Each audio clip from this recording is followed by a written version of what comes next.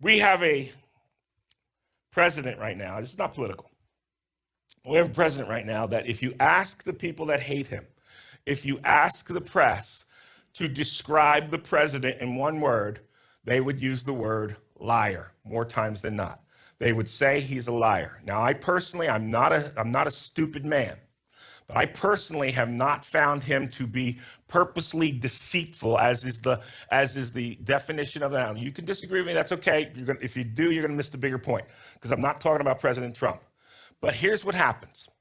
If I tell you that on Friday, Deborah and I went to Fry's. Now I didn't, but just for the sake, just pretend I did. Deborah and I went to Fry's.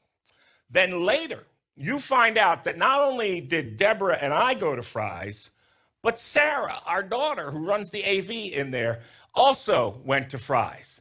This is what happens with the president.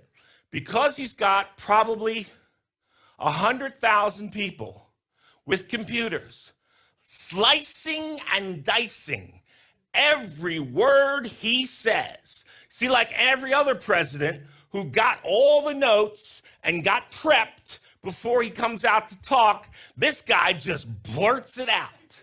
And this is why, because he doesn't mention some other fact, he's not, then they use that as an excuse to call him a liar.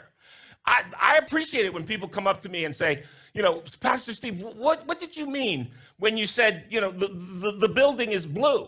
Because I was just there last week. But so it's not really blue, it's aqua, Pastor Steve. And I'll probably 9 times out of 10, I'll probably say to you, yeah, no, you're right. It's been a long time, or I wasn't thinking, or whatever the case may be. Did I lie to you? No, I did not purposely deceive you. I wasn't trying to purposely deceive you. When I tell you that Deborah and I went to Fry's, and I don't mention the fact that anybody else came with us, am I lying to you? No, unless it's done purposely to deceive, it is not a lie. This is the problem the guy at 1600 Pennsylvania Avenue has.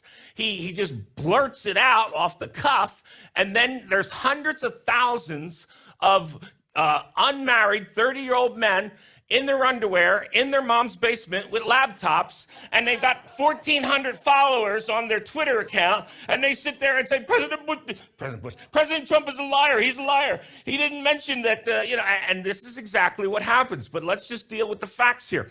This is a willful desire to deceive, not an accident, not a mistake. Anybody that I deal with in my daily life, they have to lie to me 15 or 20 times before I ever start questioning their character. Why? Because everybody makes mistakes. I said the building was blue and it's actually aqua. Was I lying to you? No, of course not. But if you're a slicer and a dicer, if you're going around, and Jesus talked about it, if you're going around picking specks out of people's eye, and you're not worried about the big old beam that's in your own eye, you're not being truthful.